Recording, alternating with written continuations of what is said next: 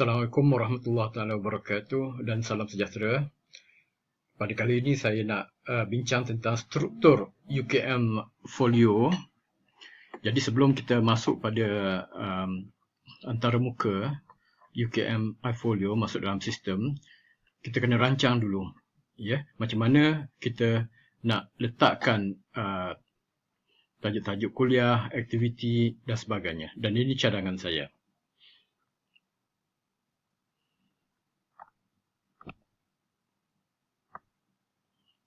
Okey ya.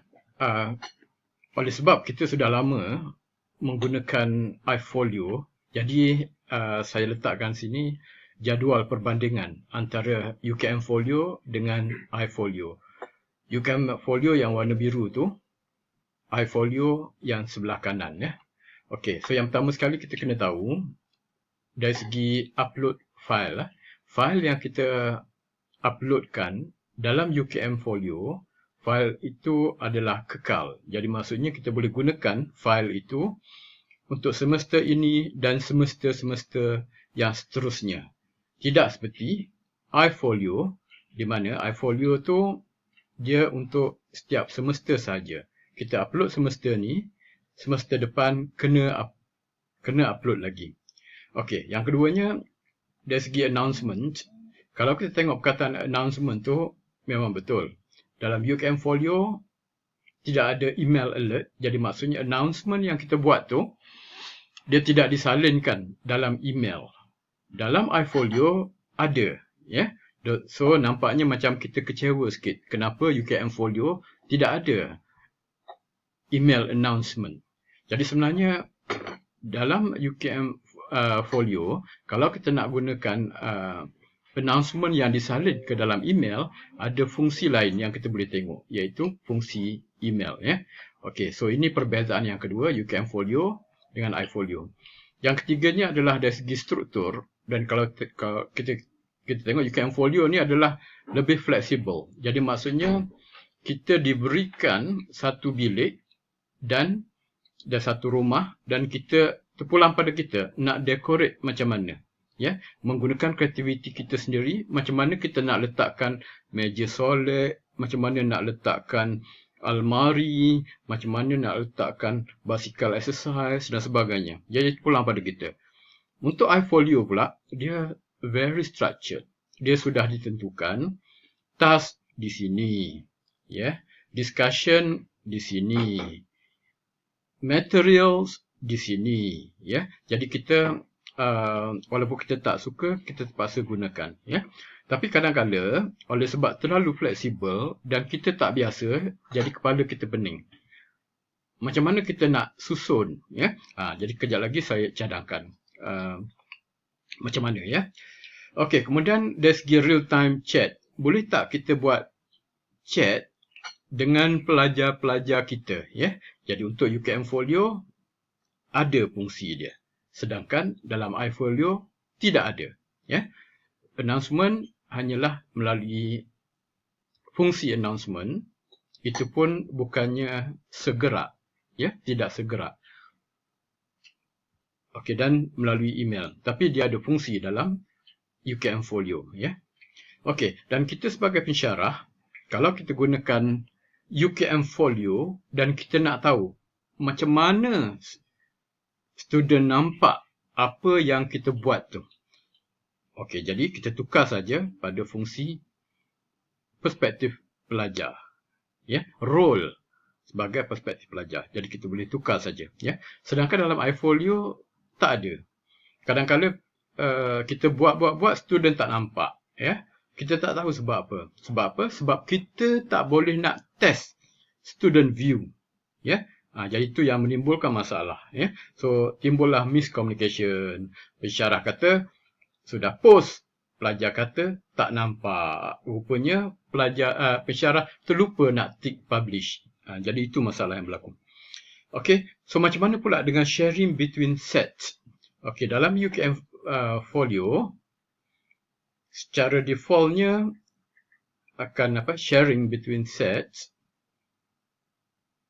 Jadi kita kena tick supaya restrict pada setengah-setengah set saja. Ya. So dalam iFolio, set adalah individual, maksud untuk pensyarah itu saja. Ya. Dan kalau kita nak shared between sets, so dalam course material sebenarnya kita boleh tick bahagian itu. Ya. Jadi itu perbezaan dia. Okey, macam mana kita nak susun material kita, lecture, notes, kemudian latihan, aktiviti, assignment dan sebagainya. Okey, secara umumnya kursus-kursus kita terbahagi kepada dua. Yang pertama adalah a single set. Jadi maksudnya orang lain tak terlibat. Jadi kita saja dan satu set saja. Ya. Jadi kita boleh customize independently. Sebab apa? Sebab tidak melibatkan orang lain. Ya. Okey. Yang complicated ialah multiple set. Ya. So multiple set ni saya letakkan ada multiple set type A, multiple set type B. Rujuk yang warna kuning. So ada dua pula. Kalau yang single set tu senang saja. Sepulang pada kita lah nak buat macam mana. Ya. Sebab dia tidak melibatkan orang lain. Tapi yang multiple set ni complicated. Sebab apa? Sebab kita hantar mesej untuk student kita. Tapi mesej tu kalau kita terlupa nak restrict, akan sampai kepada student lain. Ya. Jadi itu menimbulkan masalah. Okey, jadi kita tengok multiple set, type A dan juga type B. Okey sebelum tu dalam UKM Folio yang sebelah kiri UKM Folio tu dia sudah bagilah template topik 1, topik 2, 3, 4 and 5 ya. So maksudnya ini template saja. Label ni sebenarnya kita boleh tukar ya. Kita boleh tukar. So yang asal ni seperti yang ada dalam template topik 1, 2, 3, 4 dan kita boleh tambah lagi kalau kita nak. Kita boleh tambah lagi kalau kita nak ya. Okey Okey. Jadi katakan topik 1 kita tukar pada pengenalan ya. Topik ni ya kita edit jadi pengenalan. Topik 2 akan jadi topik 1 kalau kita nak guna istilah ni topik 1 apa? Pengenalan kursus misalnya kan. Dan seterusnya lah ya. Dan sebagainya. Dan last kali mungkin tugasan. Ya. Okey, jadi itu penerangan dia untuk pengenalan. Alright, so ada dua model Bila kita nak tukar ni ada dua model. Model A dan juga model B. Model A yang warna kuning, model B yang warna hijau. Jadi yang warna kuning ni cara kita tukar, bukan cara, tapi macam mana kita nak tulis. Kita boleh tulis apa? Pengenalan khusus. Misalnya, saya cadangkan topik 1 tukar pada pengenalan khusus. Ya. Okey, sebab tu kita boleh masukkan proforma, sinopsis, kemudian deskripsi tentang tugasan. Ya. Okey, topik 2 tukar pada topik 1 dan ni tajuk dia. Ya, misalnya, pengenalan penyelidikan. Topik 2, topik 3. Okey, kemudian tugasan, kalau tugasan tu cover topik 1 hingga 3 dan pergi pada topik lain dan seterusnya ya. Kalau model B pula, dan model B ni sebenarnya adalah favorite saya. Sebab apa? Sebab nanti nak tengok senang, saya suka letakkan numbering ya. Seriation dia.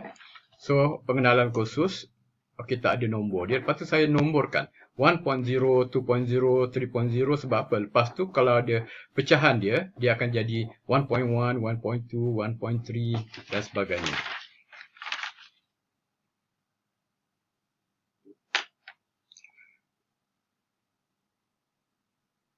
Okey. Jadi cadangan struktur kursus ialah kita letak di bawah label pengenalan tu, kita letak sinopsis. Okey. Dan untuk activities ya, kita letakkan beberapa activities yang kita namakan sebagai proforma, penilaian kursus, tugasan dan kita boleh masukkan yang lain-lain ya. Okey.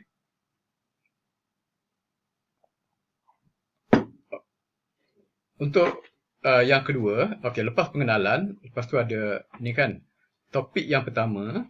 Kalau ikut asal, topik yang kedua lah.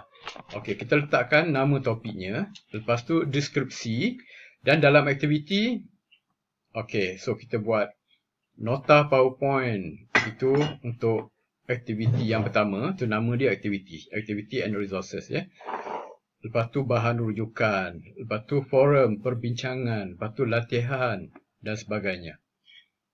Okey. Dan untuk tugasan, kita letak ganti topik tu dengan fail tugasan dan kita tulislah upload file di sini. So kita letak label tugasan 1, tugasan 2, tugasan 3 dan sebagainya. Okey so yang tadi yang beza multiple set type A dengan type B. So yang type A itu adalah di mana proforma kita share, lecture note share, tapi other resources bergantung pada pensyarah atau set masing-masing. So untuk student hantar assignment, file upload dia kita restrict supaya kita terima daripada set kita sendiri sahaja. So kita kena restrict So ada function dia. Okey, manakala untuk multiple set type B, kita hanya share proforma. Okey, ni contohnya macam ni lah, LMCK kursus citra. Okey, ada kursus citra LMCK fakulti-fakulti lain. So yang kita share hanyalah proforma. So yang lain tu macam lecture note, other resources, file upload, jadi semua kita restrict Okey, so maksud share di sini ialah all set can access. So proforma kan sama, so boleh access lah. Tapi kalau restrict tu only selected set can access. Kalau misalnya kita jaga 2 set, maka 2 set tu sajalah yang kita dapat akses dan kita tak bagi student lain akses, takut ni kan takut mereka confuse. Okey, so untuk type A kita boleh buat macam ni so type A itu apa, yang kita share banyak perkara Okey, so topik 1 2, 3, 4, 5 dan seterusnya lah kalau ada benda-benda yang kita boleh share, proforma, lepas tu topik 1, 2, 3, 4 lepas tu topik 6 pensyarah set 1 dia akan restrict untuk set dia saja. Okey, dan pensyarah lain dia akan create untuk set mereka saja so kita ubah daripada itulah template yang asal ni. Okey, so manakala untuk type B pula, sebab proforma saja yang share, so yang lain tu asing-asing ikut set sendiri. So hanya topik 1 saja yang tu proforma share, so yang lain tu ikut set masing-masing lah. Jadi untuk restrict ni, set 1 saja, dia tak boleh masuk dalam set 2 dan begitu je so ini adalah cadangan saya Okey, untuk type A ni macam kursus-kursus fakulti, kaedah penyelidikan, penulisan akademik dan sebagainya. So type B ni macam kursus citra LMCK untuk undergraduate so ada proforma kita share, tapi aktiviti, lecture note dan sebagainya terpulang kepada pensyarah masing-masing. Okey jadi untuk set 1 deskripsi dia, nota, bahan, kemudian ada forum, lepas tu tempat hantar tugasan, upload file. Okey jadi ini untuk type B so macam ini adalah cara macam mana kita organize. Okey, terima kasih.